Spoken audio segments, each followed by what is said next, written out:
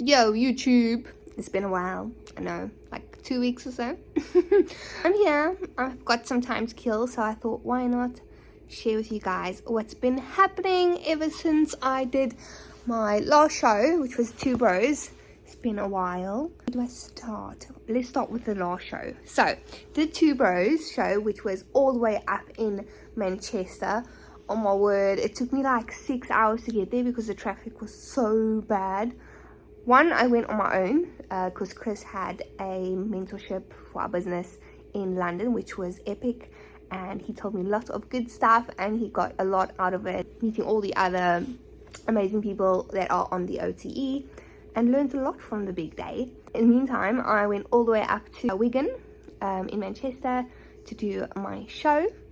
And so first of all, when I did my first PTA show, after the show I decided to do the Two Bros Wigan show, like spur of the moment, and I was like, I'm gonna do it because I really enjoyed myself on stage when I did the PTA.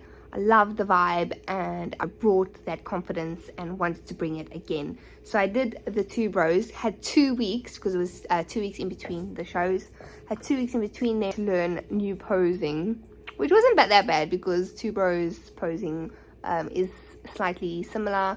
It's a bit a shorter routine, but yeah, anyway, did that, and yeah, I had a really good experience. If you did follow the journey on Instagram, you would have noticed that on the day I didn't place, unfortunately, but I don't regret doing it.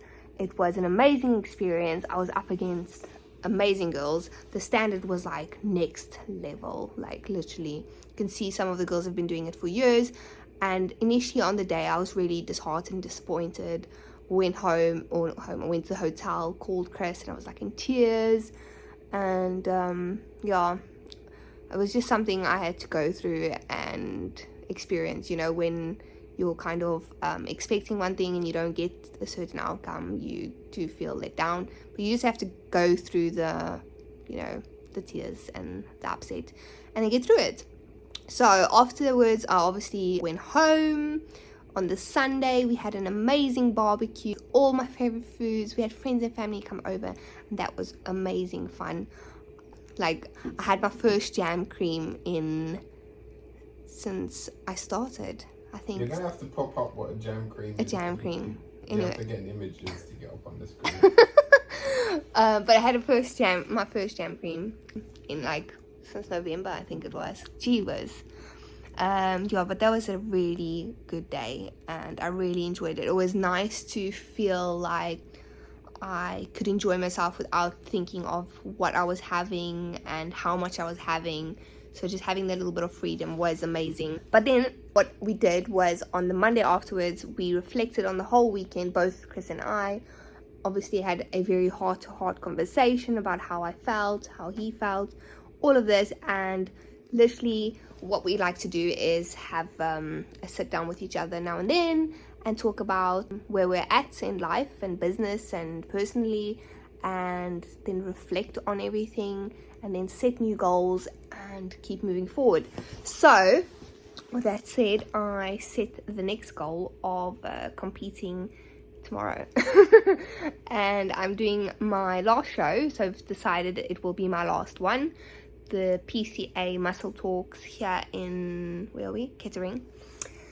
And yeah, I'm gonna do my final dance, which I'm excited for. So the 2 weeks between the Two Bro show and now have been like an up and down. Yes, I decided and I like made the choice, was mine, to compete again.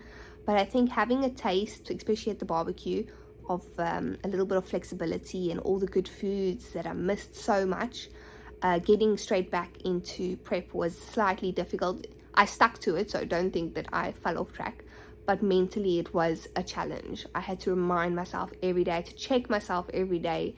Like, I was thinking of the most silly things like, oh, what if I have an extra rice cake? I'm not gonna get fat if I have an extra rice cake. Simple things like that just was playing through my mind constantly. Also, energy levels were like on a high and low. I'd like have a buzz of energy and then suddenly it just dips, and then I like feel like I need to have 5 coffees or sleep or something. Reason I think I haven't updated you guys on what's been happening, because whenever it comes to it, then my energy, like literally just before doing this, I had like 3 attempts and I was like, oh, I can't do this. But now I got the energy, so I'll do it. Yeah, so yeah, doing the last show, and then we have some very exciting things afterwards, which Chris will start joining me in the vlogs. Because I've got a question. Why are you doing the last show? why am I doing the last show?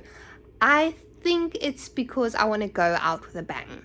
Like, I want to not let the last show bring me down, and just go in with it, with the mindset of I want to enjoy myself and kind of part ways with this phase of my life, let's say.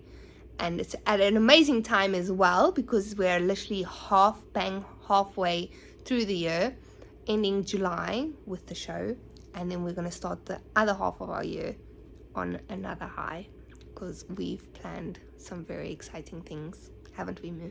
Yeah. So we'll share that all with you guys very soon. But I thought I'd just give you guys an update on what's been happening, why I'm doing another show, why I'm doing my last show, why I've decided it's my last one. And I'm gonna really enjoy it. Enjoy the day, enjoy the aftermath. No, that sounds negative.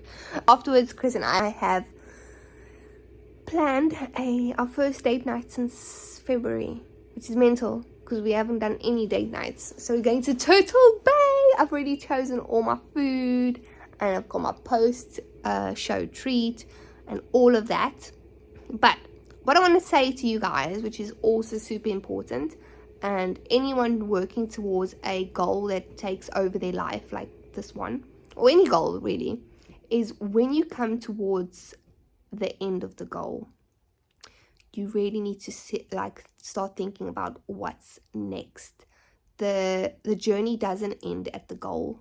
Like the journey is the journey, it's not the destination. You're not trying to stop when you achieve your goal. So for example, with myself, I've decided this is going to be my last show, but I'm already thinking about what comes after. So I can't go back to, yes, I'm going to enjoy tomorrow evening, our date night. I've decided what I'm going to eat and everything. Because I've been dieting so strictly for so long, I have to be really, really careful on how I come out of it. So I can't go back to how I used to eat, because then I'm going to put on a lot of unwanted body fat in all the wrong places and very quickly.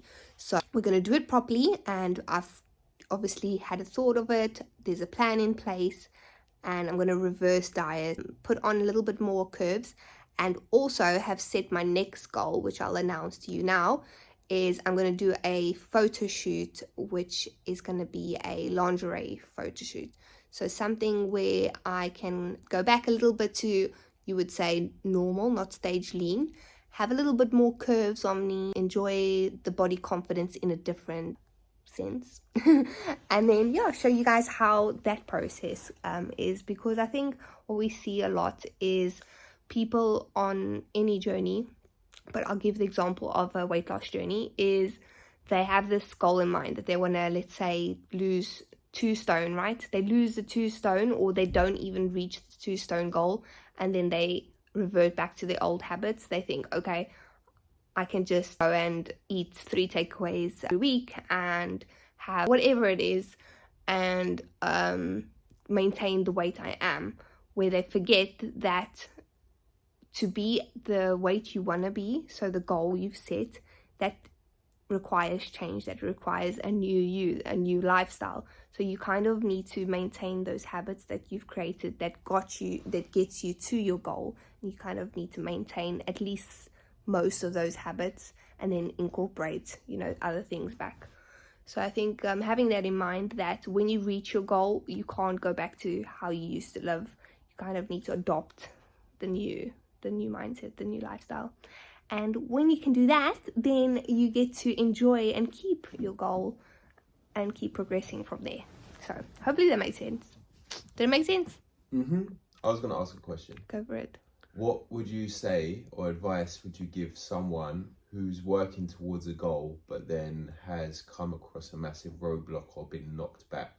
like True. you did. Because what she's leaving out is when she did her Two Bros show, and I was in London. She called me obviously very upset after, very disappointed, and it rocked her emotionally. Yes, and it did. for most people, they would have quit there and then, you know, probably That not would be even, the end of it. Mhm. Yeah. So, what advice, which is completely understandable. So, what advice would you give someone who has really received that kind of? Don't make rash decisions. I thought you were going to say rascal decisions. Don't make rascal decisions. So, for example, myself on that day, I was really upset, and I was saying it out loud. I said, "Oh no, you know, I'm not good enough. I need to build more muscle. I'm not doing another show. This is the end of it. You know, I wish I hadn't done it. This, that, the other." But yes, I got those negative thoughts out. But the next day, I reflected on the whole experience. I looked back at the photos I took, I looked at my whole journey leading up to the point, and really, really honestly asked myself questions, and then asked myself, do I really feel like that I'm not good enough? And it would be a shame to put so much work into it and then just give up like that. So it's been months and months of graft and ups and downs and tears and emotions and highs as well. And just to, you know, let that moment that someone else deciding shake me. So not letting it shake me, getting up, shaking myself off and going one more time. But with the intention of whatever happens this weekend happens, I'm going into it for the enjoyment and for having that one last experience of celebrating all my hard work up on stage. Flex it. Anyway, cool.